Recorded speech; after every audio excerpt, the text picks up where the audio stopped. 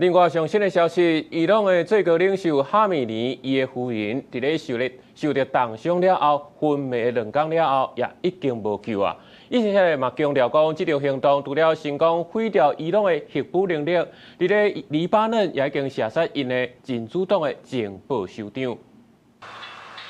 德黑兰市区伫经过连续几6天的空袭了后，已经乱糟糟。伫尼鲁法尔广场的警察局甲附近主体也已经变作平地。根据伊朗媒体证实，79岁领袖哈米尼的夫人巴格尔扎德伫翁婿死亡2天了后，妻儿也因为重伤过身去。真侪伊朗民众对家园互人废弃感觉绝望。 واقعا متاسفم.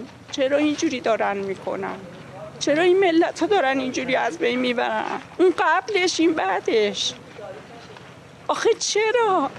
مگه میدونید این بازسازی این زندگی ها چجوری میخواد بشه؟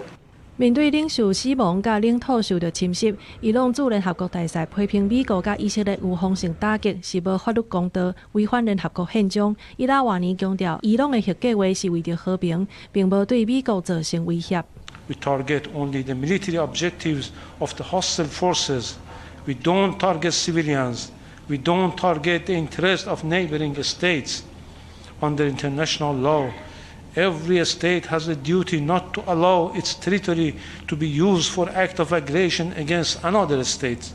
以色列驻联合国大使强调，这场军事行动目标真明确，就是确保伊朗袂搁再有威胁全球的核能力甲弹道飞弹。丹农强调，过去半冬来，伊朗继续重建核设施，互国际社会必须要用外科手术的方式来精准打击。One of the goals of this joint operation is to make sure that they don't have nuclear capabilities to threaten the entire world, and we all know that those sites, unfortunately, after the summer. They continue to develop them and to rebuild them.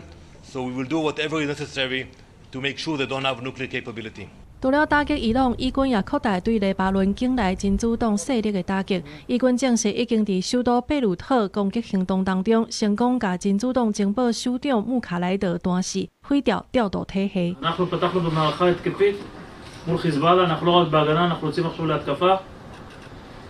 צריך להיערך למספר יממות של לחימה רבות מאוד.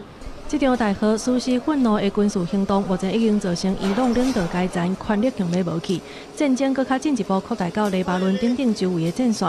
伫美国甲以色列强调无解除核武威胁停动都袂停的目标之下，德黑兰当咧面对建政以来上严重的存亡可检。这场大震动对全球能源甲区域特殊的影响，目前才刚要开始。公司新闻，郑伟林编译。